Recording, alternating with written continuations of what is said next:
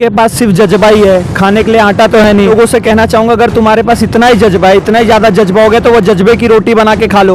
फिर क्यों दुनिया से भीख मांग रहे हो? भारत को बोल रहे हो कि हमें आटा दे दो, भारत हमारी मदद नहीं कर रहा, मोदी जी हमारी मदद नहीं कर रहे हैं, वहाँ अमेरिका के पैरों में दंडवत करके लेटे हुए हो। अगर तुम्हारे पास इतना ही जज्बा है तो अभी तक एक भी युद्ध क्यों नहीं जीते? इनके पास क्या जज्बा है पता है? ये सिर्फ अपने जो भी देशवासी हैं उनको लाहौरी चूरन खिलाते रहेंगे दिन भर। दुनिया भर की हिंदू ये कर देगा, हिंदू वो कर देगा, यहूदी वो कर देगा, हम चढ़ दौड़ेंगे घोड़ा लेके, तलवार लेके, बस यही लाहौरी चूरन खिलाएंगे। पाकिस्तान का दोस्त कोई नहीं है, वो जो भी है वो सब उसके बाप है और दादा है, सब अब्बू जान है। वो किसको बोल रहा था? सऊदी अरब को बोल रहा था। इसके पहले सऊदी अरब के सामने गाना गा रहा था, कश्मीर हमारा है, कश्मीर बनेगा पाकिस्तान, या अल्लाह इल्लल्लाह, पता नहीं और क्या क्या बयान देते हैं वो लोग। क्या हुआ? सऊदी अरब खुद आके कश्मीर में निवेश कर रहा है ना। सऊदी अरब खुद आके बैठेगा हमारे साथ, क्योंकि G20 का जो एक मेंबर है वो सऊदी अरब भी है, तो वो भी G20 में कश्मीर में जाएगा। दुनिया जाएगी, जो 20 बड़े सबसे बड़े देश है वो जाएंगे। आपको पता होगा G20 की मीटिंग हो रही है, जीडीपी के टॉप 20 थे।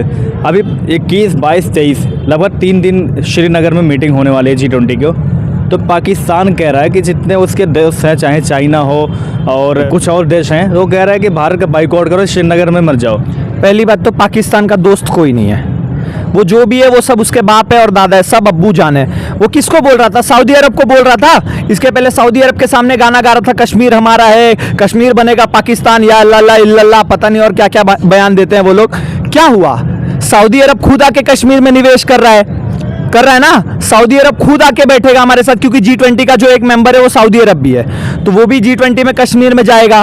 दुनिया जाएगी, जो 20 बड़े सबसे बड़े देश है वो जाएंगे, देखेंगे भारत में जो भी कश्मीर का प्रोपोगेंडा पाकिस्तान ने फैला के रखा था, जो चूरन खिलाया था, वो सब चूरन अब धीरे धीरे लोग पानी पी जाएंगे तो चूरन घुस जाएगा अंदर। और जहां तक रही बात चाइना की, चाइना कहां से बोलेगा? चाइना की भी पुंगी बच गई। चाइना जो क्लेम करता था कि अरुणाचल प्रदेश पूरा मेरा है, वहां पे भी G20 मीटिंग करा दी। अभी आज ही अमित शाह जाके आए हैं वहां पे, तो उनके पक्ष में सिर्फ एक ही बंदा बोलने वाला था, चाइना। अब उसको भी पता चल गया, अगर मैं धीरे धीरे अगर ऐसे ही पाकिस्तान के समर्थन करता रहूंगा तो जो लद्दाख में थोड़ा बहुत मैं बोलता हूं ना कि ये मेरी जमीन है, वो मेरी जमीन है, तो शायद सियाचिन भी भारत ले लेगा, तिब्बत भी भारत ले लेगा, भूटान भी भारत ले लेगा। इसीलिए चाइना तो जाने वाला नहीं है। और तुम क्या G20 की बात कर रहे हो यार? तुम G190 में भी नहीं आओगे, इतना भिखमंगे देश हो गए हो। पहले खाने के लिए आटा ढूंढ लो, बाद में G20 पे बात करना। अभी पाकिस्तान, आपने बात की दुबई की, सऊदी अरबिया की, चाइना की, लेकिन वो तो वहाँ पे इन्वेस्ट कर रहे हो। कहता कि चीन हमारा भाई है, दुबई हमारा भाई है, और सारे हमारे मुस्लिम जो देश है वो भी हमारे भाई, इसलिए भारत का बाइकआउट करना चाहिए, श्रीनगर हमारा है, वो तो कहता है। कौन बाइकआउट करेगा बताओ मुझे? सऊदी अरब से भारत का सबसे बड़ा ट्रेड है। भारत सबसे ज़्यादा तेल सऊदी अरेबिया से लेता है, इराक से लेता है, ईरान से लेता है। ये इनके पास तो वो गया, ये ईरान से इनके पास टमाटर गया तो इन्होंने शिया टमाटर बोल के ख़त्म कर दिया टमाटर। अब ये बात करेंगे सऊदी अरेबिया हमारा भाई है, ये हमारा भाई है, वो हमारा भाई। अरे कोई तुम्हारा भाई नहीं है, तुम सिर्फ भिखमंगे हो। तुम जाते हो उनके पास ज़मीन लेके कि यार मेरा एक पोर्ट ले लो, मेरा एयरपोर्ट ले लो, उसके बदले थोड़ा पैसा दे दो, थोड़ा कर्ज ले लो। बस इनका वही है, कर्जदार वाला ही सिस्टम है, बाकी कुछ नहीं है। और जहाँ तक रही बात चाइना की, तो इन्होंने बोला था ना, चाइना हमारा भाई है, हमारे में CPEC बन रहा है, कॉरिडोर बन रहा है, दूध की CPEC बन रहा है, वही CPEC बन रहा है, वहां से दूध की नदियां बहेगी, शहद की नदियां बहेगी। हमारे यहाँ पे विदेशी आएंगे, वो बोलेंगे हमें पाकिस्तान का वीजा दे दो। क्या हुआ? कुछ हुआ? सब वही लाहौरी चूरन, मैं बता चुका हूं ना, वो सिर्फ लाहौरी चूरन है। बस खाएंगे, 2 मिनट के लिए नशा चढ़ेगा, उसके बाद जब पता चलता है कि नहीं यार, जो मेरे जेब में थे 2 रुपए वो भी चले गए। अब इनका नोट देख लो, टिश्यू पेपर बन गया, उससे नाक पोंछ के फेंक दो, उसकी इतनी औकात रह गई है इनके करेंसी की। तो तुम्हारा कुछ नहीं होने वाला। अगर तुम भारत में नहीं सम्मिलित हो रहे हो ना, तो तुम शायद पूरे देश से गायब हो जाओगे। क्या लगता है कि G20 के जरिए क्या मैसेज देना चाहिए, जो जितने देश आ रहे हैं G20 के, जो बाइकआउट करने की कोशिश कर रहा है, करवाने की कोशिश कर रहा है कि सबको बाइकआउट करने का, क्योंकि कश्मीर हमारा हिस्सा है, तो भारत को G20 के जरिए क्या संदेश देना चाहिए? G20 के जरिए भारत ने संदेश दे दिया है पूरे विश्व को कि भारत विश्व गुरु है। पाकिस्तान को क्या संदेश देना चाहिए? पाकिस्तान संदेश देने के लायक है, वो तो जज्बाती कौम है, जज्बे की रोटी बना के खा लें। पाकिस्तान को हम क्या संदेश दें? पढ़े लिखे तो है नहीं, उर्दू बोलना शुरू किया, उर्दू की नैया डूब गई, उर्दू को ख़त्म कर दिया। अंग्रेजी तो उनके लोग ऐसे बोलते ही हैं, जैसे हमारे यहाँ पे राहुल गांधी बोलते हैं कि लीटर में बिकेगा आटा, उसी तरीके से उनके लोग हैं। पढ़ के आएंगे, कहाँ से इमरान खान पढ़े थे? कैम्ब्रिज और हार्वर्ड से। जैसे ही आए 4 साल में पूरा पाकिस्तान बिक गया। और इनका एक सबसे खास दोस्त था तुर्की। वो बीच में बहुत उंगली करता था। ऑपरेशन दोस्त आया, भारत ने तुरंत वहां पे अपने सैनिक भेजे, अपने एनडीआरएफ की टीम भेजी उनको बचाने के लिए।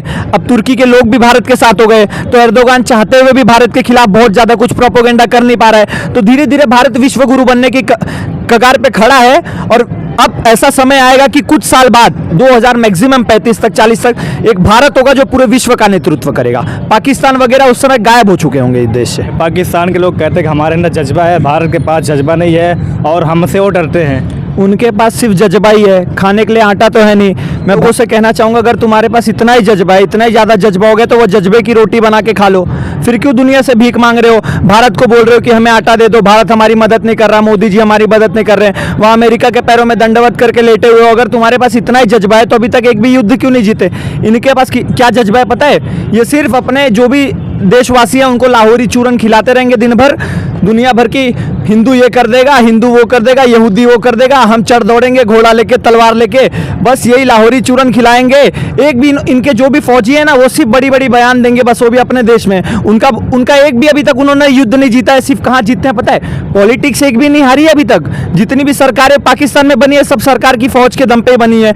और वहाँ पे सरकार बना ली, उसके बाद अपना सब जज्बा कहाँ पे लगाना है? लाहौर में जमीन हथियानी है, डीडीए की फ्लैट हथियानी है, बड़े बड़े कॉलोनियां हथियानी है। बस तुम्हारा जज्बा यहीं तक है। और अगर इतना ही जज्बा है ना, तो फिर दुनिया से भीख मत मांगो, उसी जज्बे की रोटी बना के खा लो। रोजा तो चल ही रहा है, उसी से रोजा खोल लो फिर, इतना ही जज्बा है तो। कहीं उस युद्ध की नहीं बात करें जहाँ वह तख्ता पलट करके सरकार बना ली।